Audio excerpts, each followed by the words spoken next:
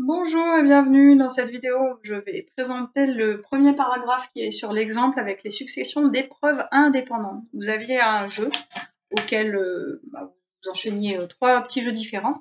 Donc le premier jeu, vous lancez une pièce de monnaie et vous notez le côté qui est obtenu. Le deuxième jeu, vous tirez une carte sur un jeu de 32 cartes et le troisième jeu, vous lanciez un dé à 6 faces. Donc pas de difficulté particulière, en tout cas j'espère pour les notions de base. Alors la première question qui vous était posée, c'était de donner l'ensemble, l'univers qui donne l'ensemble des issues possibles pour chacun des jeux.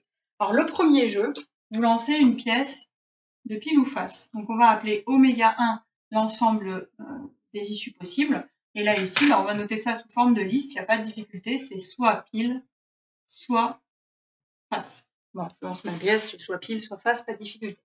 Pour le deuxième univers, donc oméga 2, ici, vous tirez une carte sur un jeu de 32 cartes. Donc là, vous avez 32 cartes qui sont différentes. Donc ça veut dire que vous allez avoir 32 issues. Alors, vous amusez pas à toutes les marquer, 32 c'est un peu long. Mais on va pouvoir commencer peut-être avec l'as de cœur. Hop. Ensuite, possible, le roi de cœur, puis la dame de cœur, puis etc., etc. Alors, à savoir que les cartes, quand vous avez un jeu de 32 cartes, vous ne commencez qu'à partir du 7. Donc 7, 8, 9, 10, valet, dame, roi, as, et vous n'avez pas les premiers numéros. Donc là, ici, je vais poursuivre, etc. Je vais aller, donc vous avez les carreaux, les trèfles, les piques, et je vais terminer donc avec les piques. Et je vais mettre donc le 8 de pique, puis le 7 de pique. Voilà, on va pas tous les écrire. On va donner quelque chose qui laisse supposer qu'on met bien toutes les cartes du jeu, sans exception. Donc là, j'ai plusieurs couleurs et donc bien 32 issues. Le dernier jeu, on va noter son univers oméga 3. Vous lancez un dé à 6 faces. Donc là, même chose, vous avez 6 faces différentes numérotées de 1 à 6. Donc, on va mettre 1, 2, etc.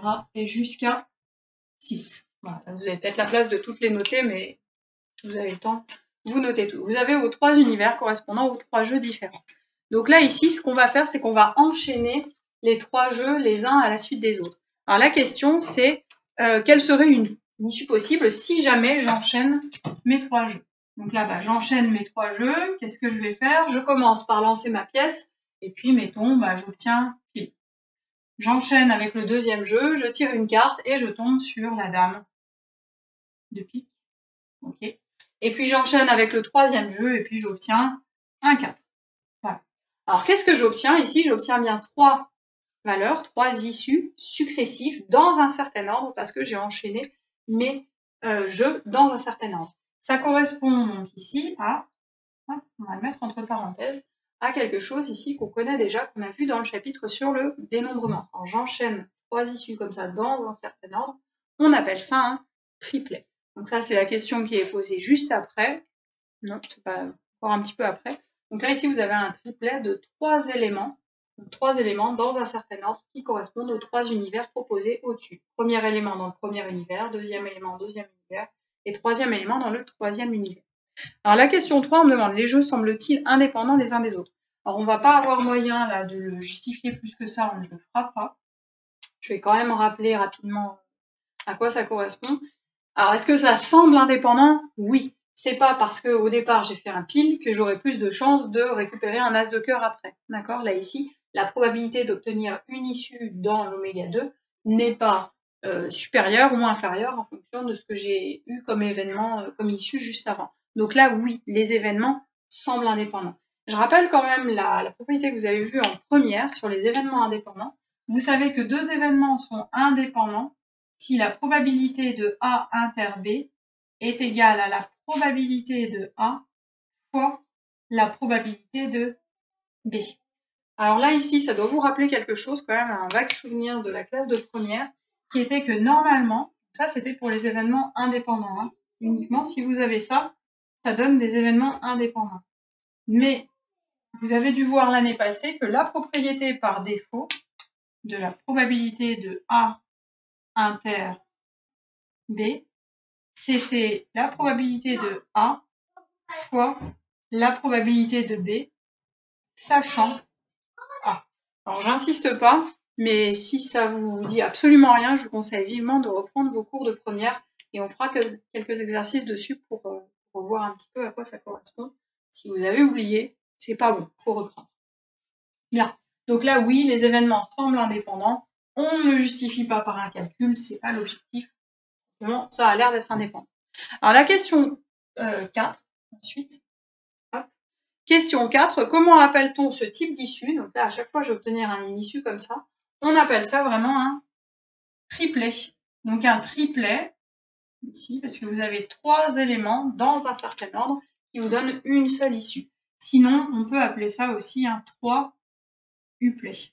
Alors par défaut, quand même, quand on a 3 éléments dans comme ça, un événement, on appelle ça un triplet plutôt qu'un 3-uplet, mais si jamais vous en avez 4, vous allez appeler ça un 4-uplet ou bien un 5-uplet, etc. Si vous en avez 2, vous allez appeler ça plutôt un couple plutôt qu'un 2-uplet, mais ça existe. Voilà, donc là, on reprend vraiment ce qu'on avait vu dans le chapitre précédent sur le dénombrement. En déduire l'univers correspondant à l'enchaînement des 3 jeux, donc là ici l'univers, à chaque fois mon triplet va être composé de premièrement un élément de oméga 1, puis un élément de oméga 2, puis un élément de oméga 3. Ce qu'on notait pour obtenir ce type d'élément, c'est qu'on notait oméga 1, croix, oméga 2, croix, oméga 3. Donc là, vous avez vraiment l'ensemble de toutes les combinaisons possibles entre les éléments de oméga 1, donc la pile ou face, ensuite un élément de oméga 2, donc vos 32 possibilités, et enfin oméga 3 avec vos 6 possibilités. Et ça, on appelle ça le produit cartésien des ensembles de départ. Donc là, on reprend vraiment ce qu'on avait fait dans le chapitre sur le dénombrement. Alors la question 5 après, c'est représenter la situation avec un arbre. Alors l'arbre, vous vous amusez pas à le faire en entier, hein. Il est tout simplement gigantesque, il y a 32 cartes, donc il ne faut pas s'amuser à tout représenter. Moi, je vous conseille de le faire plutôt à l'horizontale, comme ça vous permet de ne pas surcharger justement. Donc là, ici, je vais avoir première possibilité, j'obtiens pile. Deuxième possibilité, j'obtiens face. Donc là, j'ai fait mon premier jeu. Une fois que j'ai fait mon premier jeu, je lance le deuxième jeu. Donc le deuxième jeu, je vais le faire en vert. Et mon deuxième jeu, c'est là que ça devient compliqué, je peux choper chacune des 32 cartes. Donc là, ici, je vais avoir en premier l'as de cœur, puis le roi de cœur, puis etc., etc. Hop, là, il y a 32 issues que je ne dessine pas. C'est vraiment trop. Donc là, après, je termine à la fin avec le 7 de pique. J'imagine bien que j'ai 32 issues. Je fais la même chose ici. Quand j'ai obtenu face, soit j'obtiens l'as de cœur, soit j'obtiens le roi de cœur, soit etc., etc. Hop. Et à la fin, éventuellement, j'obtiens le 7 de pique. Voilà, donc à nouveau 32 issues. Ce qui fait que là, le nombre de branches au total, j'en ai 2 multipliées chacune par 32. Donc j'arrive déjà à 64 issues. Et puis après, en plus de ça, donc je joue à mon troisième jeu. Et quand je joue à mon troisième jeu, là, je démultiplie chacune des cartes. Après, je peux lancer mon dé et obtenir à nouveau 6 issues chacune. Donc là, même principe. 1, 2, on met des pointillés jusqu'à 6. Et la même chose. 1, 2, des pointillés jusqu'à 6. Et même principe. 1, 2, des pointillés jusqu'à 6. Donc là, vous ne surchargez pas, hein, c'est pas possible, vous ne pouvez pas faire l'arbre complet, à moins que vous y passiez un certain temps. En fait, si vous vous ennuyez, c'est une possibilité. Et là, j'ai mon arbre complet. Alors, les probabilités, on me demande de faire un arbre représentant la situation, mais je peux rajouter les probabilités dessus, ça gêne pas. Obtenir pile ou face, vu que ma pièce est bien équilibrée, je vais obtenir une chance sur 2. Donc, une chance sur 2 ici aussi. Là, ici, mes cartes, normalement, elles sont indiscernables si elles sont bien retournées. J'ai donc une chance sur 32 à chaque fois sur chacune des branches. Une chance sur 32. Et enfin, mon dé, s'il est bien équilibré, à chaque fois, j'ai une chance sur 6. Une chance sur 6 de partout. Voilà. Même chose, vous ne surchargez pas l'arbre. Il est déjà suffisamment gros sans avoir besoin de rajouter trop de choses dessus. Mais il faut bien l'avoir en tête. Donc là, l'objectif, c'est vraiment de... Je comprends comment est monté l'arbre. Je ne suis pas capable de le dessiner, mais j'ai compris comment est-ce qu'il est construit. Et ensuite, une fois qu'on a ça, on me demande la question 6. Donc la question 6, qu'est-ce que je peux faire avec cet arbre? On me demande de calculer la probabilité d'obtenir face, dame de pique et 5. Donc là, ici, je veux la probabilité d'obtenir l'issue face, dame de pique et 5. Hop, voilà. Donc là, j'ai une issue qui est un triplet. Quelle est la probabilité d'obtenir ça? Alors si on regarde l'arbre, normalement, il n'y a pas de difficulté. Je vais chercher la branche qui correspond à face, dame de pique et 5. Donc face, une chance sur 2. La dame de pique, une chance sur 32. Puis 5 après, une chance sur 6. Donc par défaut, nous, eh bien, ce qu'on va faire, c'est qu'on va multiplier les branches des probabilités et on va utiliser le fait qu'ils sont indépendants. Parce que là, ici, c'est pas parce que j'ai obtenu pile ou face avant que la probabilité va changer. C'est une chance sur 32 à chaque fois. Et là, ici, même chose. C'est pas parce que j'ai obtenu l'as de cœur que ma probabilité va changer. C'est à chaque fois une chance sur 6. D'accord? Les probabilités ne changent pas en fonction du résultat que j'ai obtenu avant. J'ai quelque chose d'indépendant. Donc là, peu importe en fait ce que j'ai obtenu. Chance d'obtenir face, ça va être égal à une chance sur 2. La probabilité d'obtenir ma dame de pique, c'est une chance sur 32. Puis la probabilité d'obtenir mon 5, c'est une chance sur 6. Donc là, ici, après, vous n'avez plus qu'à multiplier.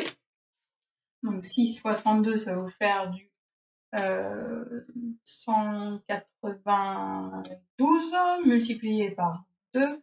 Ça va donc vous faire du 384. Hop, une chance sur 384 d'obtenir cette issue. Alors j'ai pris cette issue, mais finalement, j'aurais pu prendre n'importe quelle issue, c'était exactement la même probabilité, parce que les probabilités sont à chaque fois les mêmes sur chacune des branches. Alors on me demande ensuite, la question 7, de calculer la probabilité d'obtenir un pile, donc là, ok, puis d'obtenir un pic, et enfin un nombre impair. Alors bah ici, même chose, même principe. Quelle est la probabilité d'obtenir pile? Ça veut dire que je vais prendre cette branche-là. Une chance sur 2. Puis, la probabilité d'obtenir un pic. Alors là, ici, des pics, à chaque fois, je vais en avoir combien? Je vais en avoir un quart. Donc, un quart de pic, ça veut dire que je vais faire 1 sur 32, 1 sur 32, 1 sur 32. Ici, je prends un certain nombre de fois. Donc, simplement multiplier par une chance sur 4. J'ai une chance sur 4 d'obtenir un pic. Puis, enfin, d'obtenir un nombre impair. La moitié de mes nombres sur mon dé sont impairs, donc multiplié par 1 sur 2. Voilà, si on veut le voir différemment, on aurait pu ajouter toutes les branches qui faisaient pic, pile, pic, puis un nombre impair, et voir combien est-ce qu'il y en avait. C'est quand même plus confortable de voir ça comme une chance sur 2 d'obtenir pile, une chance sur 4 d'obtenir un pic, puis une chance sur 2 d'obtenir un nombre impair. Alors là, le calcul est un petit peu plus facile que tout à l'heure. Ça nous fait une chance sur 16. Et voilà, donc là, vous avez terminé. Donc vraiment, l'objectif de cette partie-là, c'est de bien voir que des événements indépendants, vous avez des probabilités qui ne dépendent pas de l'événement qui s'est passé juste avant, et que vous multipliez simplement les probabilités comme vous êtes habitué à le faire sur un chemin de l'arbre. Et tout le chapitre-là va correspondre à ça. Alors si vous regardez un petit peu la définition qui est proposée juste après, ça reprend exactement la même chose. Hein. Si vous enchaînez comme ça des épreuves qui correspondent à différents univers, l'univers de la totalité des épreuves va être le produit cartésien de vos univers. D'accord? Avec un ordre, c'est vraiment important. Hein. Oméga 1 croix, Oméga 2 croix, Oméga 3, ça n'est pas la même chose que Oméga 2 croix, Oméga 1 croix, Oméga 3. Donc faites bien attention, l'ordre est important. Bien attention à ça. Et donc les issues, ce sont des NUplets. Donc là, vu que j'ai 3 univers, je vais obtenir des triplets. Comme là ici, face, dame de pique et 5. Et là, on reprend vraiment ce qu'on avait vu. La seule chose qu'on rajoute par rapport au chapitre sur le dénombrement, c'est les probabilités. Mais on avait déjà fait les arbres. Vraiment, on rajoute simplement les nombres sur les branches de l'arbre. La propriété aussi qui est écrite juste en dessous, c'est pas très difficile. C'est simplement dire que quand je veux faire la probabilité d'une issue, je multiplie les probabilités de chacune des issues. Puisque c'est indépendant, il n'y a pas de calcul particulier, j'ai juste à multiplier sans me poser de questions, parce que ça sera les mêmes probabilités sur chacune des branches.